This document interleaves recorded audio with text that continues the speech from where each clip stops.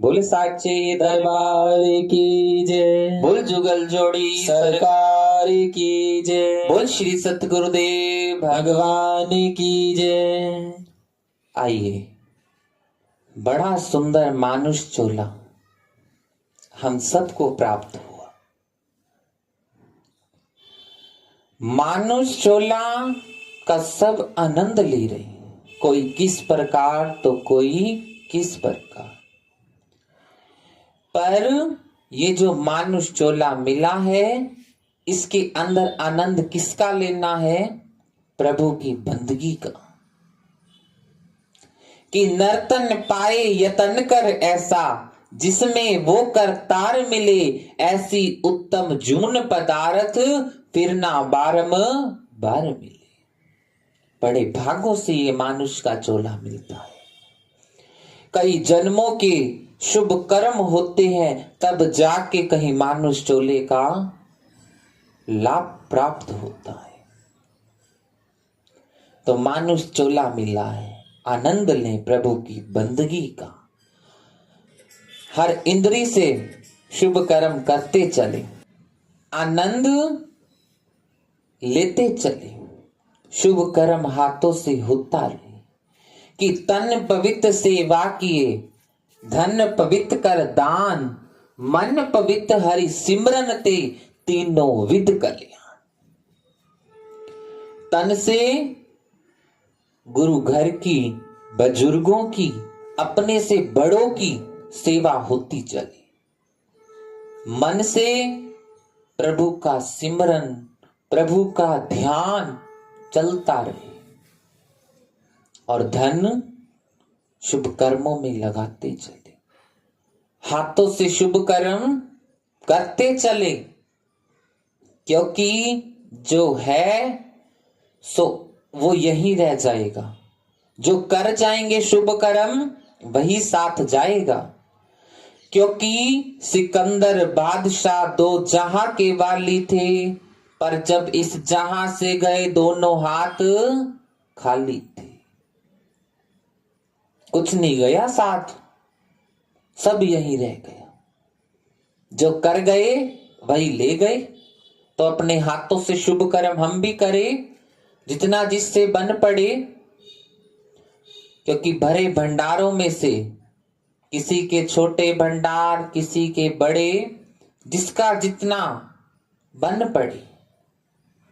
क्योंकि भंडारों में से थोड़ा थोड़ा निकल जाए तो पता नहीं लगता। कि चिड़ी चोच भर ले गई, नदी न घटे नीर, दान दिए ना धन घटे, कह गए संत कबीर।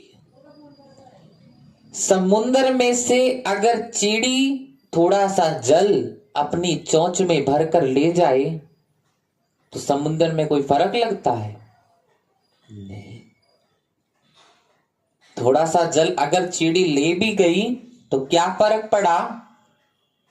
ऐसे ही हमारे बड़े भंडार है।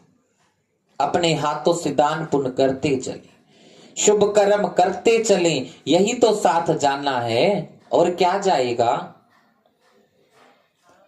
एक बात बताएं आपको, पहले समय में क्या होता था? हरिद्वार नहाने, गंगा स्नान के लिए जाया करते। तो स्नान करके जब गंगा से जीव बाहर निकलते तो पंडित लोग 1 टका लिया करते। ये 1-2 रुपए तो आजकल चल पड़े हैं। पहले जमाने में 10 पैसे, 1 टका, 2 टके ये हुआ करते। तो एक सेठ जी थे तो बड़े अमीर, पर दिल से क्या थे? कंजूस। दिल से दान पुण्य के लिए कभी दिल के अंदर बात ही ना आती। अपने लिए सब कुछ, दान पुण्य के लिए कुछ नहीं। ऐसा धन भी क्या काम का? जिसके अंदर से गुरु दरबार के लिए गरीबों की इमदाद ना हो, दरबार के लिए दान पुण्य ना हो, वो धन भी क्या काम का? क्या लाभ उस धन का? तो सेठ जी घर पर आए, सेठानी कहने लगी सेठ जी को, सेठ जी बड़ा समय हो गया गंगा स्नान नहीं किया, जाओ गंगा स्नान कर आओ। सेठ जी कहते हैं, सेठानी कह रही है चलो गंगा स्नान तो सच में ही नहीं किया, गंगा स्नान कर आते हैं। सेठ जी चल पड़े हरिद्वार गंगा स्नान के लिए। गंगा तट पर पहुंचे तो देखा जो मनुष्य जा रहे हैं स्नान करके, जैसे गंगा से बाहर आते हैं पंडित कहते हैं सेठ जी राम राम, और सारे जीव जो हैं टका देते जा रहे हैं, स्नान करके निकलते जा रहे हैं। सेठ जी कहते हैं अगर मैं गंगा स्नान करने जाऊंगा तो टका मुझे भी देना पड़ेगा। सेठ जी कहते हैं आसपास चला जाता हूं, कोई तट होगा, कोई छोटा सा किनारा होगा, है तो हरिद्वार का ही, उसके अंदर स्नान कर लेता हूं, है तो हरिद्वार ही।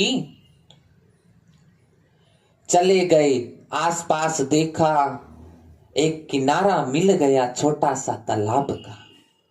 सेठ जी ने देखा यहां तो कोई पंडित जी नहीं है, देखा तो कोई नहीं। सेठ जी चले गए स्नान करने के लिए। ऊपर बैठे देवता लोग देख रहे। भोले बाबा कहने लगे पार्वती से, पार्वती सेठ जी गंगा स्नान करने के लिए हरिद्वार आए और आकर दान पुण्य ना करें तो क्या लाभ, मेरी नगरी में आए हैं और दान पुण्य ना करें। पार्वती कहती है जाओ दान पुण्य करवाओ। सेठ जी के पास भोले बाबा चल पड़े एक ब्राह्मण का रूप बनाकर। सेठ जी स्नान करके बाहर निकले, पंडित जी का रूप बनाकर आ गए भोले बाबा। सेठ जी राम राम, भिक्षाम देही। सेठ जी कहते हैं मैं तो गंगा तट छोड़ के आया हूं, टक्का ना देना पड़े, और यहां ब्राह्मण देवता आ गए। ब्राह्मण देवता के पास बैठ गए। सेठ जी निकले स्नान करके। सेठ जी कहते हैं ब्राह्मण देवता को आप बैठो, मैं भी टक्का देता हूं। ब्राह्मण देवता बैठे। सेठ ने क्या किया, कपड़े पहने और फटाफट भागते चले। आगे आगे सेठ जी, पीछे पीछे ब्राह्मण देवता भागते जा रहे। सेठ जी ने तो स्नान कर लिया था। सेठ जी तो अपनी गाड़ी में चढ़ गए और अपने गांव पहुंच गए। ब्राह्मण देवता कहते हैं सेठ आए हैं, दान पुण्य तो मैं भी करवा के रहूंगा, क्योंकि ऐसे जीवन का क्या लाभ जिसके अंदर दान पुण्य ना हो। क्या लाभ है।